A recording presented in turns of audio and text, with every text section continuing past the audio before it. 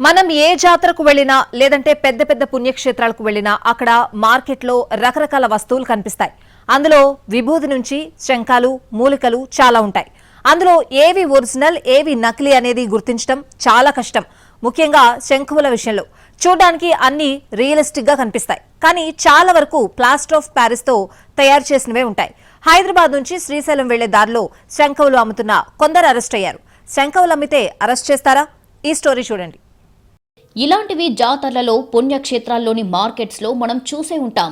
Road పక్కన దుకాణాల్లో పెట్టి అమ్ముతుంటారు. పుణ్యక్షేత్రాలకు వెళ్లిన చాలా మంది భక్తులు వీటిని కొనుగోలు చేస్తుంటారు. అందులో వింతేమీ లేదు.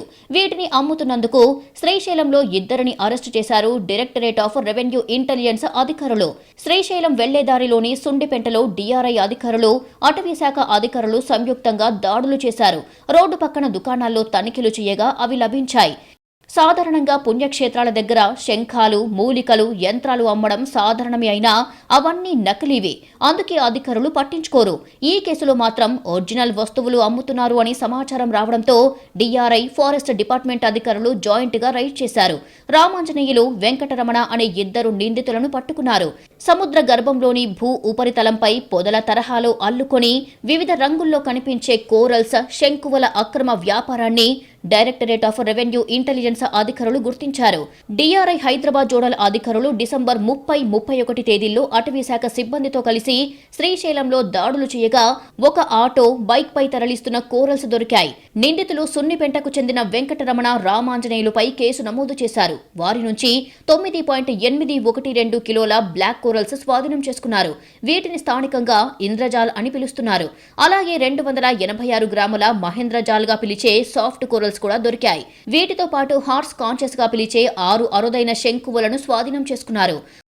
వైల్డ్ లైఫ్ ప్రొటెక్షన్ చట్టం 1972 ప్రకారం వీటిని విక్రయించడం నేరం, సేకరించడం కూడా నేరమే. ప్రకాశం జిల్లాకు చెందిన శ్రీను, మున్నాలు, రామాంజనేయులు, వెంకటరమణలకు వీటిని సరఫరా చేస్తున్నట్టు తేల్చారు. ఒంగోలులోనూ రైడ్ చేసి ఒకరిని అరెస్టు చేశారు. అక్కడ 6.64 కిలోల బ్లాక్ కోరల్స్ అవశేషాలను సీజ్ చేశారు. నిందితులకు జనవరి 10 వరకు రిమాండ్ విధించింది కోర్టు. వీటిని ఎక్కడి నుంచి తెస్తున్నారు అన్న కోణంలో DRI అధికారులు దర్యాప్తు చేస్తున్నారు. అంతరించిపోతున్న జంతువుల జాబితాలో ఉన్న కోరల్స్ ను సేకరించడం, అమ్మడం, కొనడం వన్యప్రాణుల రక్షణ చట్టం 1972 ప్రకారం నేరం. వీటిని ఇళ్లల్లో అలంకరిస్తే మంచి జరుగుతుందని, దిష్టి తగలదని, వాస్తుదోషం తొలగుతుందంటూ వ్యాపారులు శ్రీశైలానికి వచ్చే యాత్రికులను నమ్మిస్తూ సొమ్ము చేసుకుంటున్నారు. కలర్ఫుల్ గా కనిపించే పగడపు జీవుల అవశేషాలతో పాటు లక్ష్మీదేవి, శ్రీచక్రం చిత్రాలు, రక్షరేకులను కలిపి ఫ్రేములు కట్టి అమ్మేస్తున్నారు.